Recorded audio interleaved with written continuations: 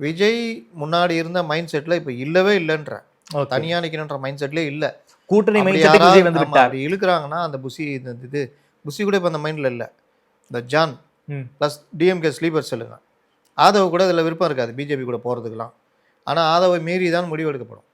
ஆதவ் பிஜேபிக்கு போகிறது ஆதவ் ஒரு புத்திசாலித்தனமான அரசியல்வாதியாக, அவர் ஒரு ஸ்ட்ராட்டஜிஸ்ட்னு அவர் அங்கெல்லாம் இதெல்லாம் வந்திருக்கான்னு சொல்கிறாரு. அவர் ஸ்ட்ராட்டஜிஸ்டாக இருந்திருந்தா விஜயுடைய கரண்ட் பொசிஷனை அவர் சொல்லியிருக்கணும் விஜய்கிட்ட. சார் நீங்கள் அப்போவே சொல்லியிருக்கணும் கரூருக்கு முன்னாடியே, நீங்கள் இப்படி இருக்கிற கண்டிஷனில் நம்ம வந்து ஓட்டு வாங்குவோம், ஜெயிக்க முடியாது சார், சிக்கல், நம்ம வேறு முடிவு எடுக்கணும்னு அப்போவே ஏடிஎம் கூட போயிருக்கணும். எப்போ முதல் மாநாடு நடந்து முடிந்து ஒரு சில மாதங்களே போயிருந்திருக்கணும். அப்பெல்லாம் இழுக்கலாம், நம்ம டிமாண்ட் பண்ண பாதி கேட்கலாம். அது ஜானுடைய புத்தி என்னன்னா, ஓகே ஒன்று சேராமல் இருக்கிறதுக்கு என்ன வம்பு பண்ணலான்னு அவர் பண்ணார். அதுக்கு ஆதவ மாதிரி ஆட்கள் துணை போயிடக்கூடாது. ஓகே.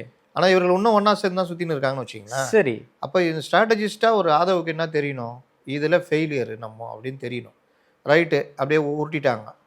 அது 50-50 தானே இருந்தது. எல்லாருக்குமே ஒரு டைலமா இருந்தது.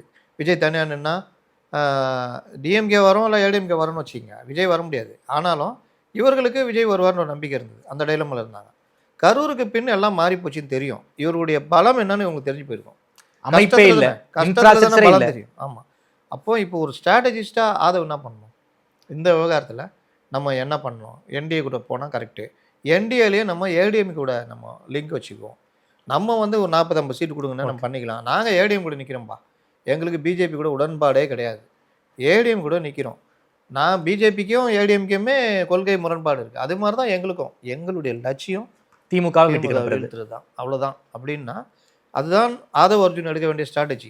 ஆனால் அவரும் தடுமாறிட்டு போகக்கூடாதுன்னு முடிவெடுத்தாருன்னா ஒரு கட்டத்தில் ஆதவ் அர்ஜுனாவும் ஓரங்கட்டப்படுவார். ஓகே.